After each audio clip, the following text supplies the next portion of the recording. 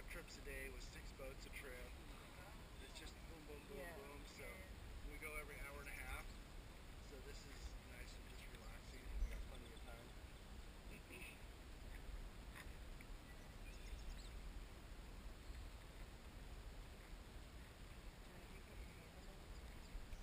Is it cold? Yeah, before you fall in.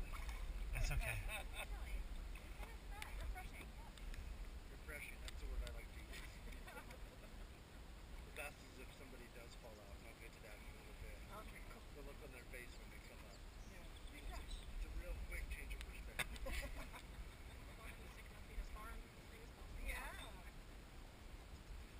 So, I'll save you. just Don't a worry. little paddling, safety stuff as we cruise down here.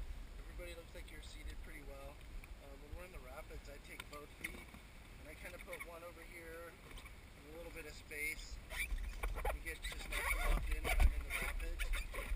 I wouldn't worry about being too locked in right now. We have plenty of time to chill out and relax. Basic paddling. I'm going to hold the paddle just a little wider than our shoulders. Reach over the end of the grip. One of my, Chris, just reach over the end with your left hand. One of my commands is going to be stop. When I say stop in the rapids, so be braced in. You just want to lean in like this and brace yourself. But if I tried to use my hand like this thing tends to fly around a bit. So just make sure you try to hold it with both hands there. Other commands are going to be forward and hard forward and back. The difference between forward and hard forward is I'll probably be yelling for one. For two, hard forward's just a little bit quicker, a little bit more muscle.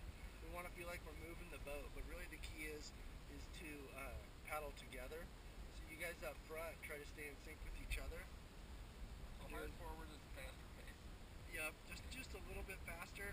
But we just want to feel like that paddle's doing some work in the water. We'll practice down through some calm water here, and then in a little bit of smaller rapids before we get to the main part. So let's give it a shot. Let's go ahead and go forward.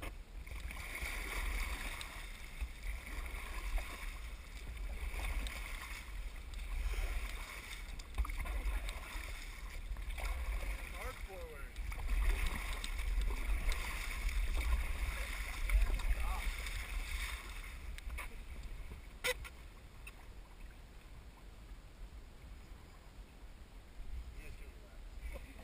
Good job. I'm impressed. We were all pretty good. Last one's a back paddle. So just start with the paddle in the water. You can get your hat set up if you didn't. Start with the paddle in the water behind you and push it forward. Ready? And back. Watch each other up front. Stay in sync. And stop. So Heather, if you can, you want to reach over the end. Who cares? Okay, you're okay. Yeah. So those are my main commands. I don't really get into left, right, left, back, right, forward because I couldn't figure it out. If I really need to turn the boat, I usually yell stop real quick. I'm not paddling.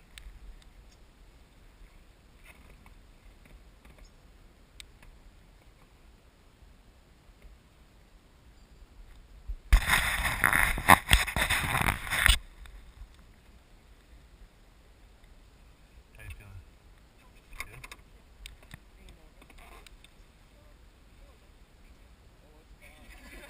If it makes you feel any better, I just saved a bunch of money on my car insurance. We stayed at Holiday Inn Express last night. I did. Yeah.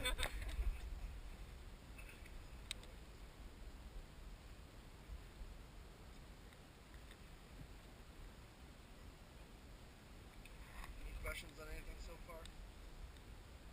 What's the paddle? Stop? Is it back? Just like that. Yeah, out of the water. Just Because you don't Yeah. want it.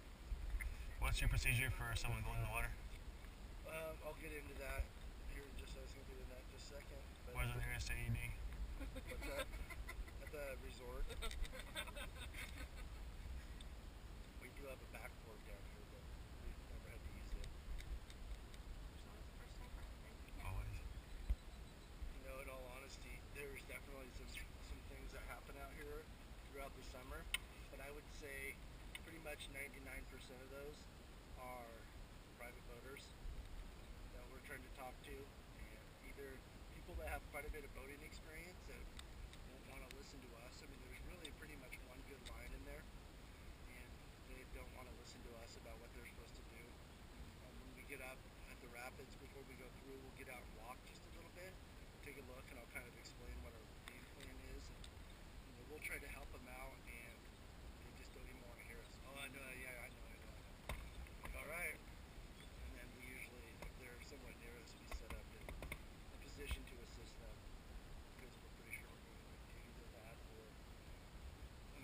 Darwin working hard out here, and we take out just before these waterfalls called Lava Island, and if you're walking on the trail on this side of the river, you can't see over the island to the main falls, and so these guys on inner tubes last year or year before were trying to put their inner tubes in at our takeout. And they're like, well, it doesn't look that bad. And I'm like, listen, like, people die in there.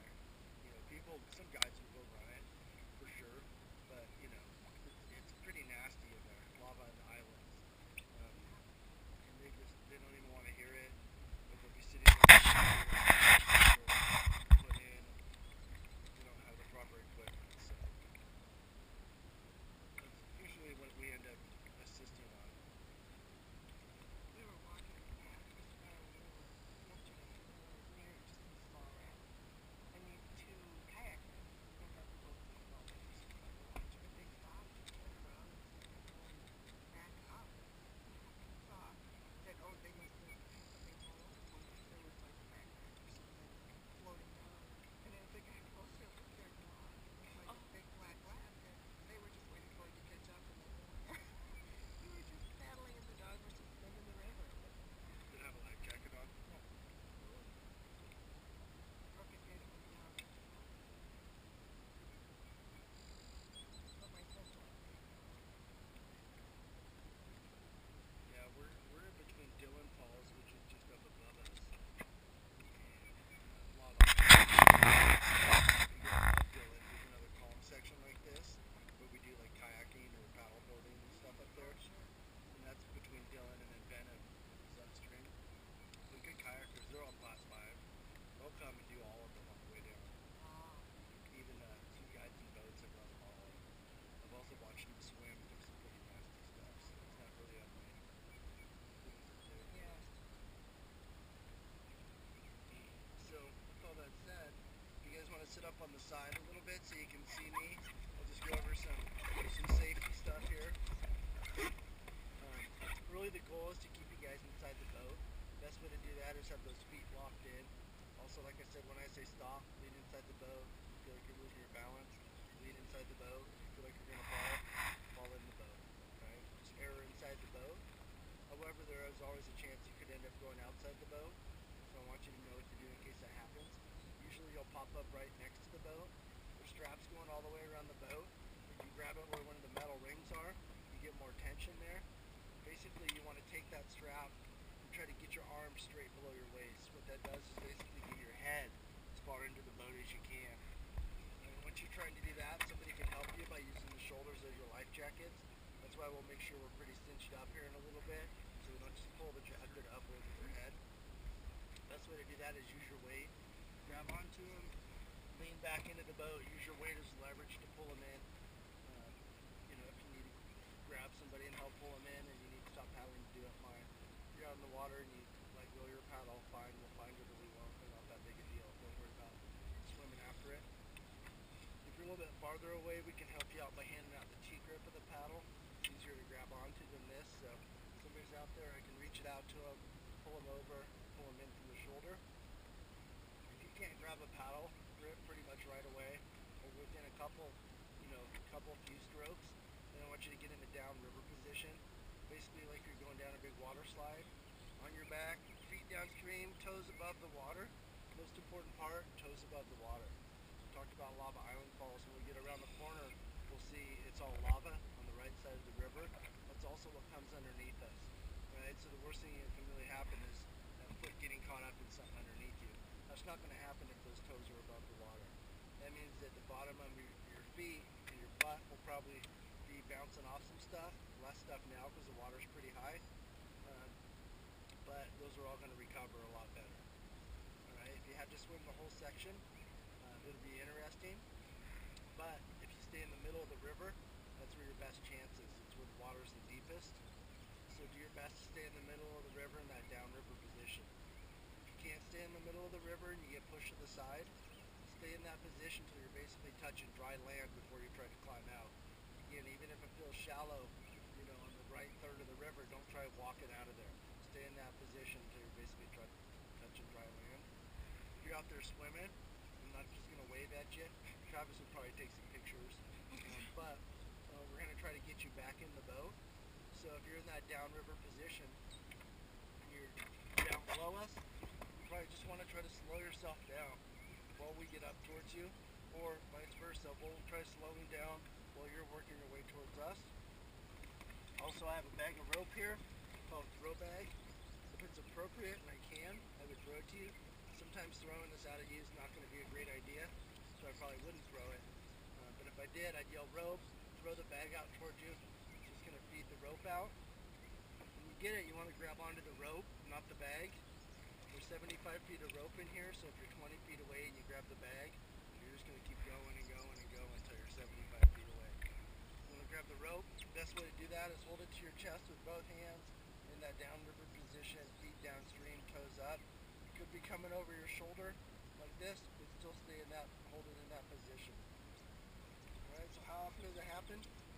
Not very often. Again, just error inside the boat. If this boat flips over, that means I'm swimming. So I'm pretty sure that's not going to happen. I don't really feel like swimming. Alright, so it's up to you guys to keep yourselves in the boat. I can't hold on to you, but with those feet nice and locked in, and error inside the boat, lean inside the boat when I say stop, it's not that big a deal. There was one time that I want to jinx myself that I've been doing this for, I don't know, 8, 9 years, something like that. Up to 5 trips a day throughout the summer. I had 2 swimmers. One was a girl that just bounced out and she was right back in. Another one was a guy sitting up in the front up there. I said, just, you know, try to give me, or actually he was sitting on your side. I said, try to give me one good stroke over there. And he was like an ex-military guy. So he just goes like this. Pulls himself right out of the boat. So we'll try not to do that either.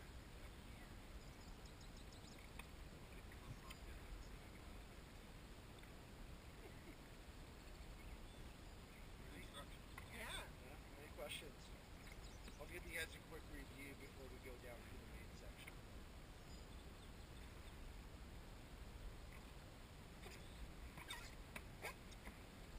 Yeah, just all along, right along the edge of the trees is the trail. Just kind of rolls along there. Came out here, there's almost like a little beach out here the other day. I brought my dog out here to swim for an hour. He loved it. What kind of dog?